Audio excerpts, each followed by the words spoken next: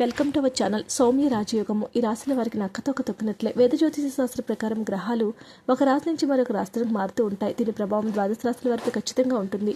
గ్రహాల రాశుల మార్పు కొన్ని శుభయోగాలు, కొన్ని అశుభయోగాలు ఏర్పడతాయి. ఈ నేపథ్యంలో ముఖ్యంగా ఈ రాశుల వారికి అద్భుతంగా ఉండబోతూ ఉంది. మిథున రాశిలోనికి ప్రవేశం చేశాడు బుధుడు. మిథున రాశిలో బుధుడు సౌమ్య రాజయోగం, భద్ర రాజయోగాన్ని ఏర్పరుస్తారు. మిథున రాశిలో బుధుడు జూన్ 29వ తేదీ వరకు ఉంటాడు. అయితే బుధుడు మిథున రాశిలో ప్రవేశించడంతో సౌమ్య రాజయోగం, భద్ర రాజయోగం ఏర్పడుతుంది. దీనివల్ల కొన్ని రాశుల వారికి విశేషమైన ఫలితాలు రాబోతున్నాయి. ఆ రాశులు ఏంటో తెలుసుకునే ప్రయత్నం చేద్దాం. మేషరాశి వారు. మేషరాశిలో బుధుడు 3వ స్థానంలో సంచారం చేయడం వలన శుభ ఫలితాలు వస్తాయి. మేషరాశి జాతకులకు ఈ సమయంలో గౌరవ ప్రతిష్టలు పెరుగుతాయి. కుటుంబ వాతావరణం ఆహ్లాదకంగా ఉంటుంది. శుభకార్యాలు చేసే అవకాశం ఉంది.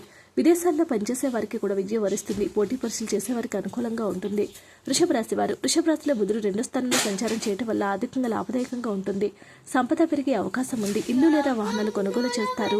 ఏదైనా సమయం స్టాక్ మార్కెట్లో పెట్టుబడి పెడితే అద్భుతమైన ఫలితాలు వస్తాయి. మిథున రాశి వారు. మిథున రాశి వారికి యొక్క ప్రయోజనం గౌరవంగా ఉంటుంది. గ్రహ సంచారం సమాజంలో గౌరవ మర్యాదలు పెరుగుతాయి. ప్రభుత్వ ఉద్యోగాలు ప్రయత్నాలు చేసే ఫలితాలు ఫలిస్తాయి. సంతానం వారికి మంచి శుభవార్తలు వింటారు. సామాజికంగా గౌరవ మర్యాదలు పొందుతారు. సింహరాశి వారు.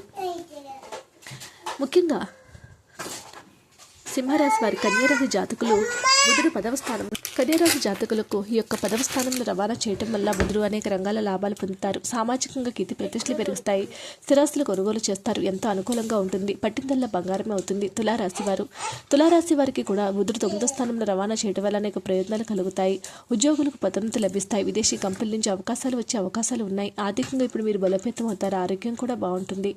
కుంభరాశి వారు. కుంభరాశిలో బుధుడు 5వ స్థానం నుంచి సంచారం చేయడం వల్ల ఆర్థికంగా బలోపేతం అవుతారు. సంతానం నుంచి శుభవార్తలు వింటారు.